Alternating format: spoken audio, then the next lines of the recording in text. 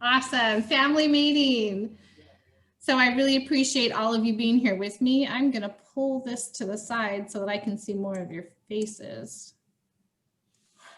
And this is a very casual family meeting. If at any point you have something that you need to say and express, please feel free to unmute and to share out.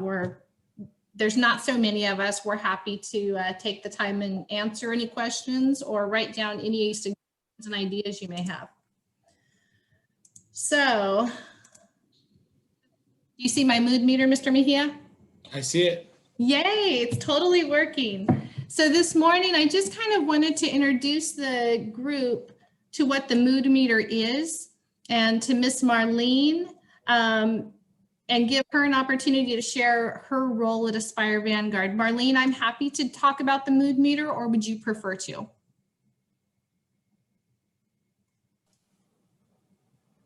You can do it, and I'll add anything if I feel like something needs to be added.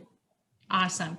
So the mood meter is a tool that we use to help students identify their emotions, to label and express their emotions, and to help regulate their emotions. And there's an acronym that we use called that's RULER, and just helps us stay on track with that. The mood meter is something that a lot of teachers use many mornings to sort of get a feel for where their students are. It's helpful when we're on campus, and it's even more helpful when we're distance learning and we're not able to do those handshakes in the driveway. We're not able to do those handshakes in the doorways at classrooms. So it's simply a tool that we use. Your students are familiar with it, and I thought it might be great to introduce you guys to it. If I can get my screen to enlarge, which so far it's not, I would launch a poll. But I don't think I'm going to be able to do that because I'm not going to fuss with it. So my intent was to do a poll with you guys. Are you all familiar with the mood meter? Is this something you've heard about? So some of us new. You're new? Yeah, with the mood meter. Todd hasn't said nothing about it before. Oh, well, I'm glad we're introducing it to you then. Not every teacher uses it all the time, but most teachers use it pretty often. And Miss Marlene works it into her micro lessons that occur each day. They don't always focus on the mood meter, but I believe they focus on the mood meter at least once a week. Is that about right, Marlene? Yes, so my name is Miss Marlene. The students know me as Mrs. Marlene. I'm the social emotional counselor at Vanguard. This is my 4th year there. And this is a social emotional tool that we use through something called RULER. And it really is more about, it's like a graph that looks into just your pleasant level. It looks at like what kind of, like if you're in a low mood, in a high mood, things along those lines.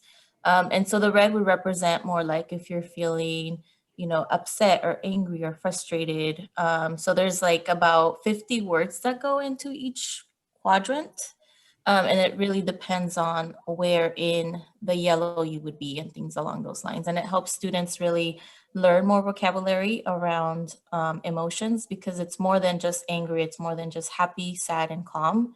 And everyone has different definitions to, maybe for me, being mad is higher than being angry, versus someone, maybe they use the word angry, which means it's higher to them, then it's a higher emotion and things like that. So it opens conversations about it as well.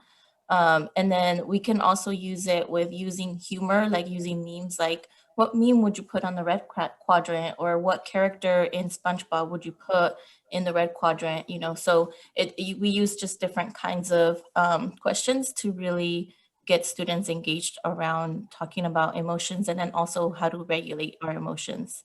And I would say we do use this about maybe, at least in the curriculum that I write, about maybe once a week.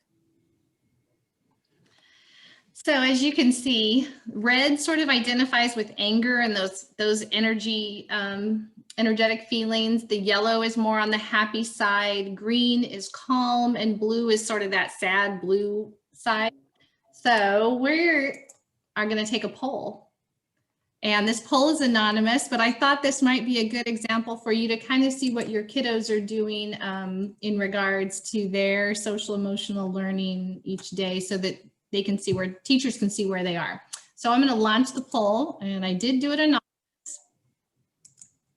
Give you a few minutes to enter your results. And then we can kind of see where our group is.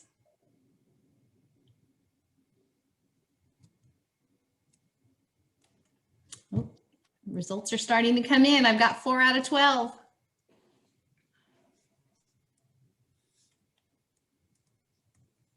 See, it's just like a game show. It's fun. Mr. Mejia, I hope you're in green for this day. I am in green. I'm calling you out. You're always in green. Sometimes I move to yellow. Yeah, but yeah. You stay away from those blue and red colors. I appreciate it. Yeah, usually. I flash into those colors occasionally.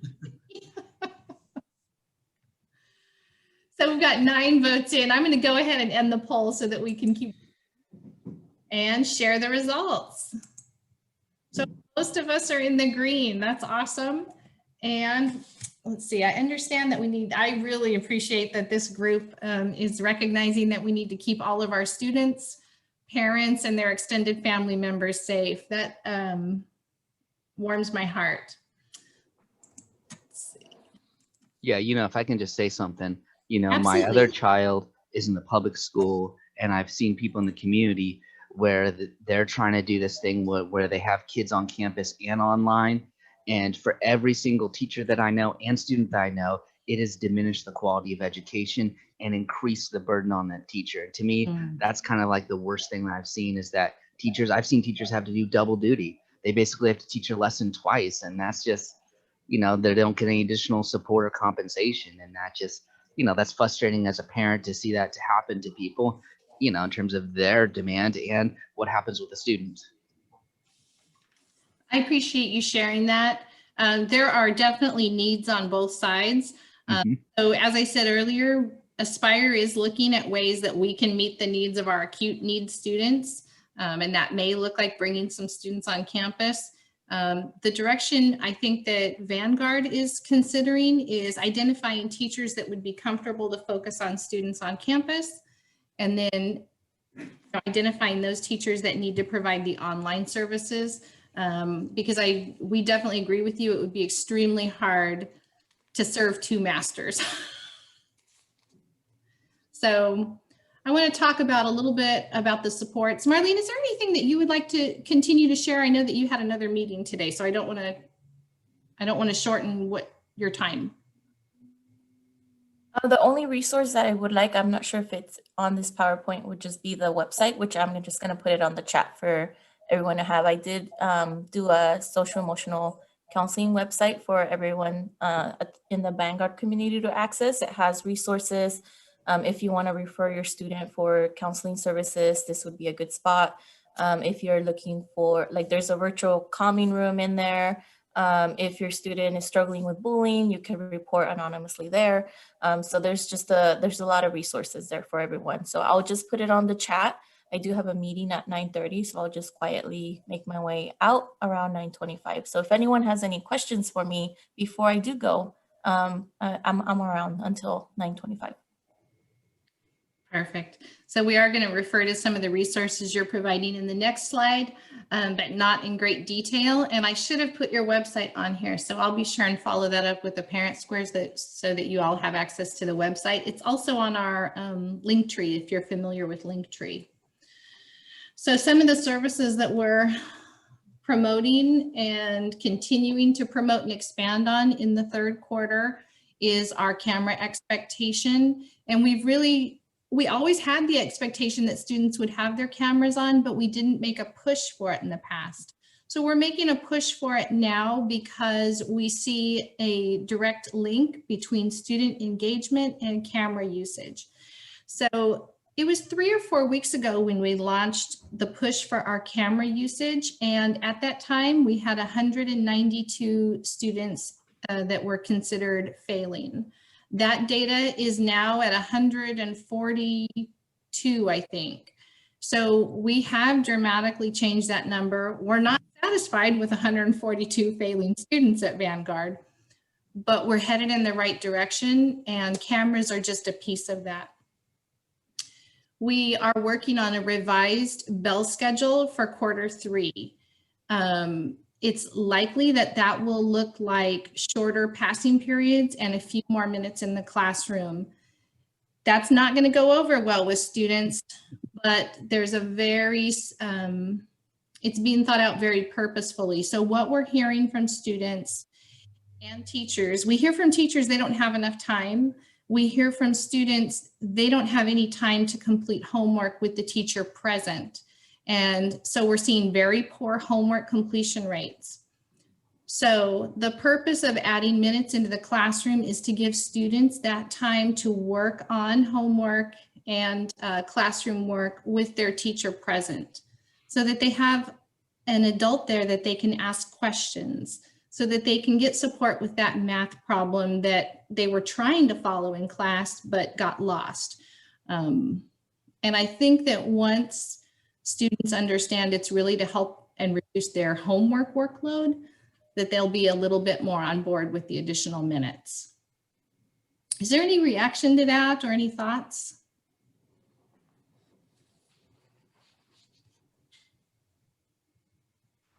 Yeah, I definitely think it takes some coaching to get the students to turn their camera on, make themselves available.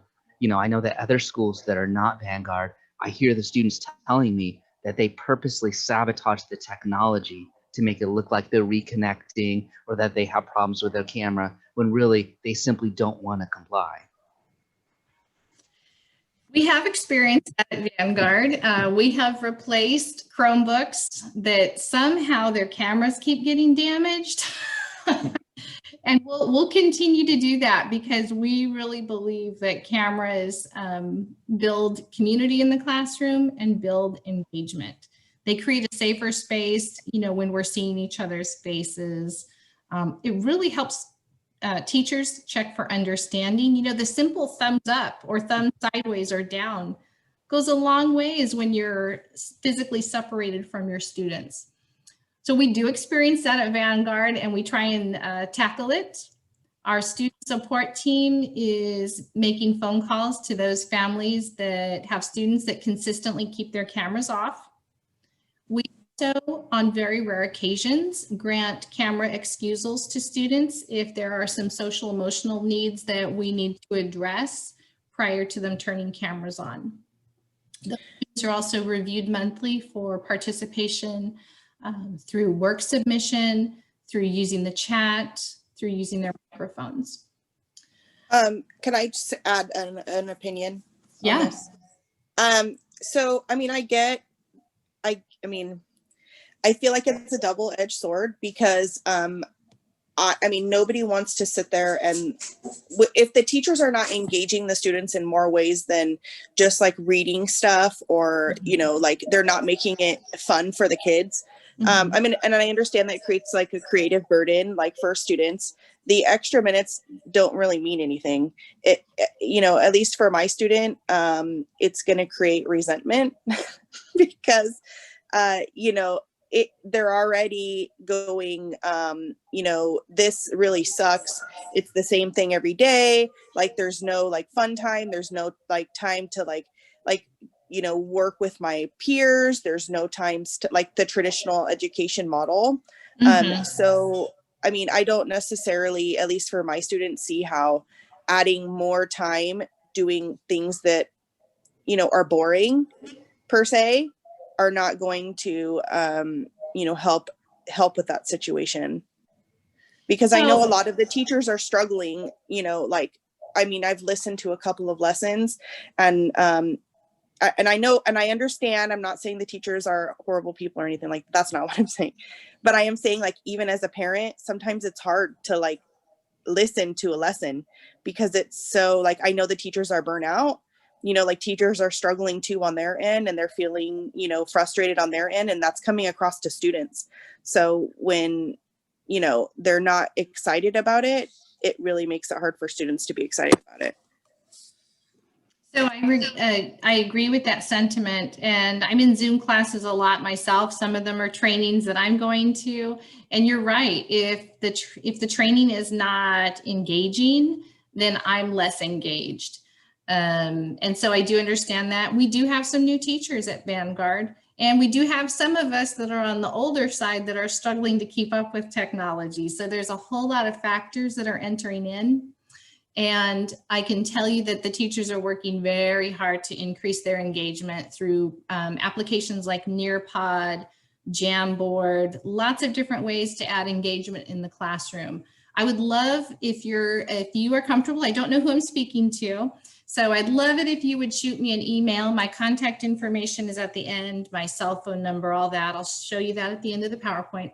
I'd love to gather more information about the grade level your students in and things like that, so that we can make sure that we're addressing the needs of students in your students' age group for sure. Let's see. So just to continue, I want to mention that we've added admin office hours. The purpose of those is to give students the opportunity to log in and visit with me and give them a voice, because students do have a lot to say, whether it's distance learning or whether we're present on campus. And during our recent WASC review, it was really clear to us that our students don't always feel like they have a way to access the administration and to share their concerns. So every Monday, I think at 1:30 or 1:40, I've opened up office hours, and students can just log into my Zoom room and visit with me about anything they want, and make sure that their needs get heard. So yes, I would love to see your student on a Monday to hear their frustration about the classroom. Please send them my way. Last, we're continuing and increasing our social emotional supports in the Q3. So each day, Marlene sends micro lessons that teachers have access to. Some teachers don't do them every day. Some teachers pick and choose a little bit, but that's just to offer that daily support. For example, the mood meter. On Wednesdays, students are receiving lessons through a website called Everfi, and that promotes all kinds of social learning. Marlene, do you want to share a couple of the Everfi topics maybe? Just Sure, yeah, they range from like healthy relationships to bullying prevention to, I'm just trying to think of just like also thinking about future, like what are your goals in the future and how do you slowly get to them? So how do you make like small goals to get to your long-term goal? So it's really, it ranges from many different topics in social emotional supports.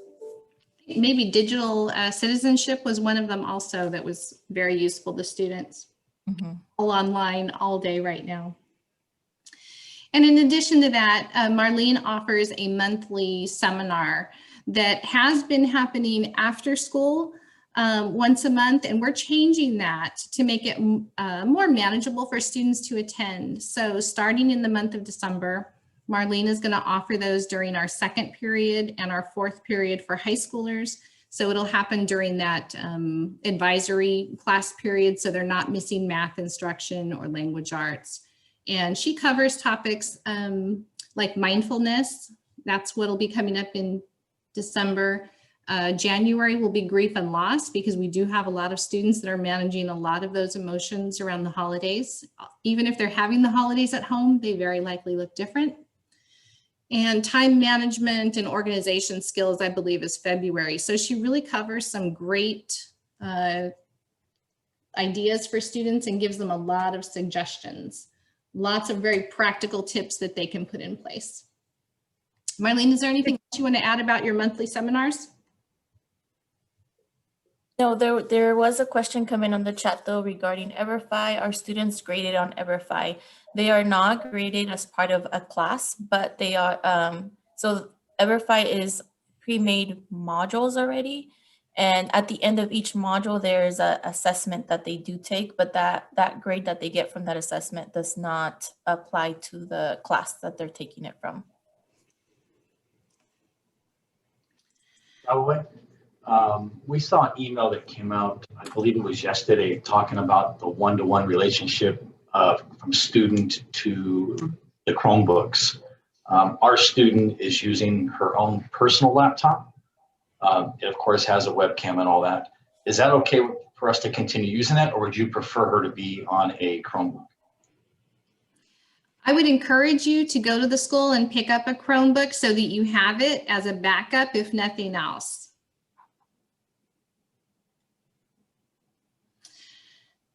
Are there any other questions about the distance learning, or do you possibly have some recommendations that you would like us to consider as we move towards Q3?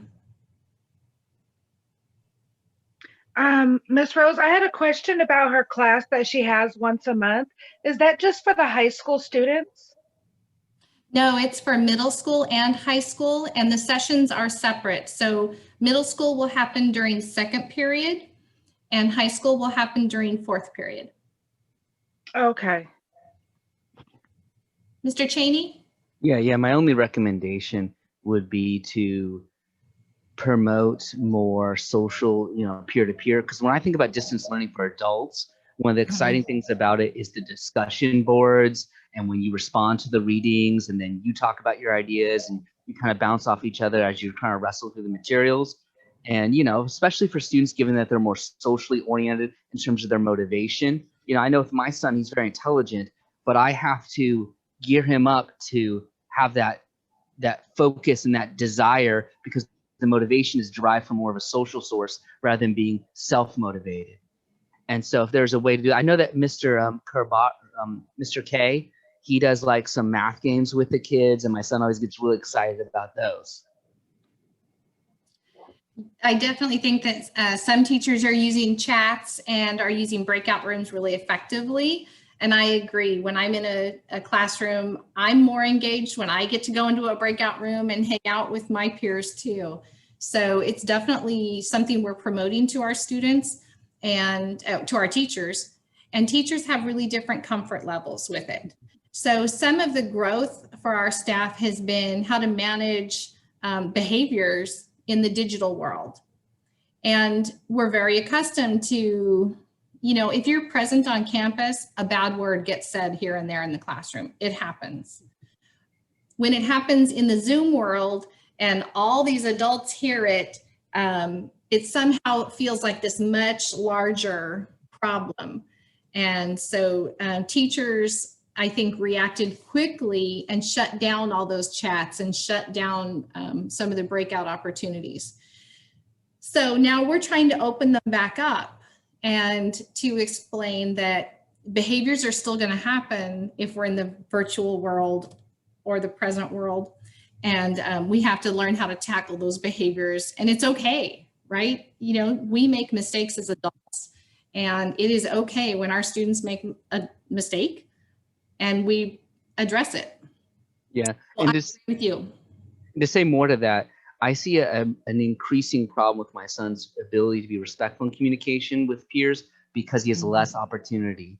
And when he has less opportunity, when he is anonymous online playing games with others, it's harder, there's more of a challenge. So I would like him to have more opportunities to experiment with how to communicate appropriately, and for him to receive, the reaction and deal with that, rather than for him not to have the opportunity and then still not really be mature enough to have this kind of relationships.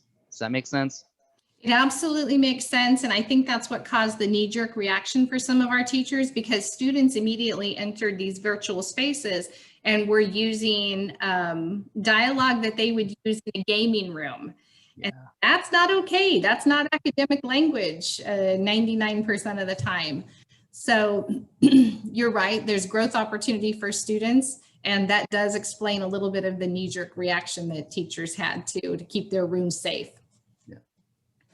Rose, is there a push for teachers to be better? I mean, I'm trying to phrase this correctly. Updating parents more regularly on what the grades of their students are. Because, like, for example, my student received a grade last week, and it was the first time their grade had been updated this entire, quarter. Mhm. was so they've been, I think it's like what, 3 weeks or 4 weeks at this point. There's like no notice of what the grade is, and then all of a sudden it's like, oh well, you're not doing as good in this class, or whatever. So is there a standard that your school is having for teachers on updating grades regularly? Because I know, like, I'm even opted into the Google Classroom thing where it can email parents. But the thing is even after it's turned in, we're not sure like what the standing is of our student, because it's never updated in the grade book. So like for us, we take away, for example, privileges if the grade GPA is lower, right? But there's no way of knowing like when the GPA goes up, or when the stuff is done, because the grades are updated, maybe twice the whole quarter, if that. Mhm. I think that's a really fair concern. It's not the same concern in all classes. And so again, I'm going to encourage you to email me. I'd love to collect some more information for you, because I really think that we need to improve the experience you and your student are having on our campus, and that'll impact all the students in that grade level. So I'd love to hear more from you on a private line. I think we might have lost her. I see the name fell off.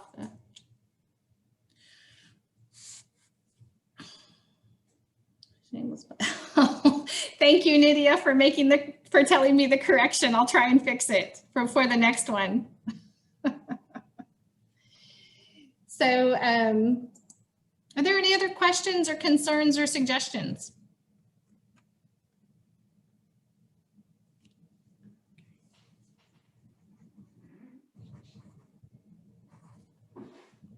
Everybody's quiet. Amy's good. She's cooking away in there. All right. So the last piece is my shameless plug that I do at every meeting with parents, and that is, please make sure you're on PowerSchool and that you know how to use it effectively. Mr. Mejia, myself, we're all happy to give a little one-on-one session on how you can best use PowerSchool to your advantage. Parent Square, this is how you're going to be informed of everything you need to know at Vanguard. Also, Aspire does a lot of general announcements through that. And then the last piece is just sort of our fun community building Instagram. You all don't know me, but I am terrible at Instagram, and somehow that landed on my plate. So when you see a silly post, it's because I'm really not that good at using Instagram, but we're building it, and it'll become more fun and more effective. Let's see.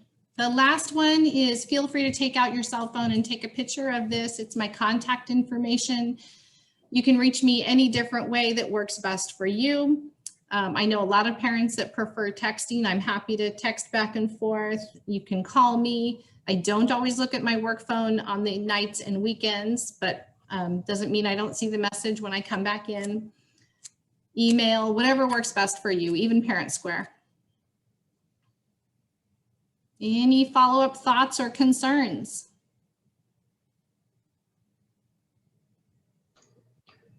Ms. Galloway? Yes. Obviously, I'm not asking you to pull out the crystal ball, but at this point, we're committing to 3 quarters. Does it even seem realistic or logical to even plan for that 4th quarter? Such a short period of time? So we are starting to we're making 2 plans. One is, people wear their masks all through the holiday season. We get the pandemic under control and vaccines start being distributed, and maybe we get to return and have some kind of activities present on campus the 4th quarter. Our second plan that we are putting probably more effort into is starting to think about a digital graduation or a drive-through graduation, digital 8th grade promotion, end of year testing, which it will not surprise me if we remain online.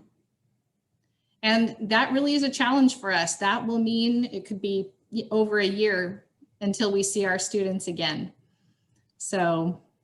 Yeah, I recognize you folks are really in a tough situation. you're certainly looking out for our children, and we appreciate that. You've got to look out for yourself and your own families. I guess what comes to mind, certainly my child, she loves the social part of school just as much as the learning. But you're tasked with that difficult decision, and kind of what comes to mind is what's taken place. I'm sure you're aware of it, is what happened in Ripon. They asked for that exception, so they went back to school, and within a week's time, they had to shut down because they traced it back to one student who then became tested positive, and that one student, no fault of their own, resulted in over 400 people being quarantined because they traveled to multiple classes. And then once that teacher that they had their first period with and your student left, that teacher taught all the other students throughout the day, and it just snowballed. So I realized that the task is monumental.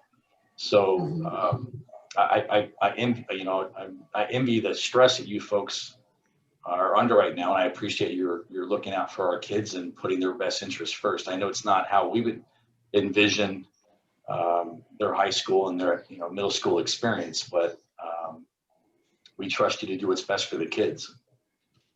I appreciate that.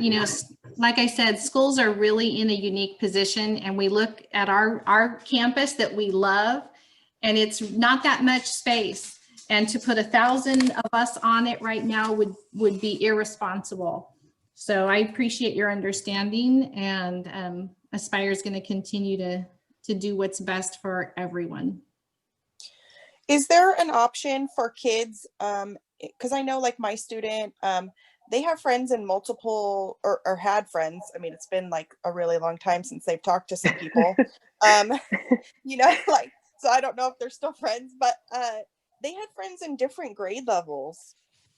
So I know, like, my student, like, did because they don't have a cell phone. Like, my student doesn't have a cell phone, which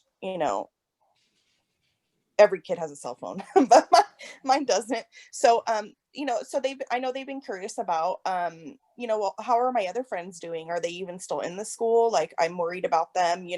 Is there an option for kids that don't have contact information to reach out to students that maybe are in a grade above them or a grade below that they were, previously friends with, like during lunch or, like that when the traditional campus was on the campus? I believe our students that are 8th grade and up have that ability to email through their Aspire emails with one another. That is not the same for our 6th and 7th graders. So if you have a younger student, they don't have that same access to email, and that's for safety reasons. But if you have a student that's 8th grade and up, they can communicate with their peers through their Aspire emails. Thanks. You're welcome.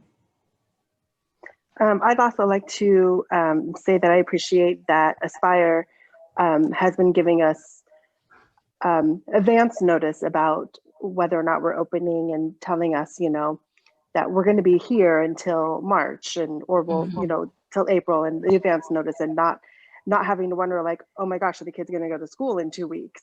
And also, I had told my husband, who is a nurse in the ICU, that if the schools were to open in January, our children would not be going. At this point, he said, yeah, absolutely not. The kids and I are just literally at home. He's the only one that does any shopping or anything. So I appreciate that, that Aspire and Vanguard have been, staying closed and giving us the advance notice. And also, I would like to say that if I would like to help organize or put together a graduation for our seniors. Unfortunately, this is my son's senior year, and it is not at all what what I experienced as a senior. So it's really it's a sad year for me. It's a hard year for me, and also thinking that he might be going away soon. And also, it's been really difficult trying to apply for colleges and stuff during this time too. So it's been stressful, but if you need help, I'd like to help do a graduation, put together graduation for the seniors, to do something kind of special for them. So just to address both things that you raised, which were great. Aspire has said that should we return in fourth quarter, families will have the option to remain distance learning. So I don't want you to be concerned that you would be forced into making a different schooling decision for your last quarter. In that case, you would be fine to continue distance learning. The graduation piece, we've had a couple of parents start to reach out about graduation, so I'm going to add you onto that list. And we'd really like to hear some students and get some students on that committee as well to hear what their ideas are. You know, they are much younger and much more tech savvy than we are, and you know, they know what they like. So we'd like to get their voice in to see what their hopes and dreams are for what this year's graduation can look like. I know one of the local schools here, I don't remember which one, but they had their graduation last year at John Thurman at the baseball field. And they did like a drive-through graduation there, but like there's so much space there and their graduating class was smaller. They were really able to kind of spread out, and they of course limited tickets and stuff like that. But I don't know if that's going to be a possibility now that our numbers are skyrocketing. But I mean, John Thurman is close to campus. So that may be an option. Yeah, it's definitely something to keep in mind. We very anxious to see what our numbers look like in January and February as we come out of the holiday season. I think that's going to be very telling. And Aspire does typically err on the side of caution. Anything else? I appreciate all of you being here this morning. If there's anything that I didn't address, please feel free to reach out to me. You have my contact information here. You can always call the school. I'm sure they know how to get a hold of me. And this is recorded. So if there's anything that you missed, or if you came in a little bit late, it'll be posted to our YouTube channel either later today or tomorrow. Trevor's really great about getting that done quickly. So it'll be on the YouTube channel. If there's nothing else, oh, go ahead. Oh, sorry, I had one more question. Is the school still doing honor rolls and stuff like that? Like for kids that get like, you know, are raising their grades or doing, you know, like my students never reached that, but their goal was to try to reach that. But then they're not sure if that's even still happening or not. So I was curious if that was something happening during distance learning. I did pull the honor roll for quarter one, and we sent out letters to those students depending on the grade level that they achieved. So that's how we honored our honor roll students this year in quarter one, and I presume that's what we'll do for quarter two and semester one as well. Okay, thank you. You're welcome. I'd love to post it publicly, but for privacy reasons, we don't do that.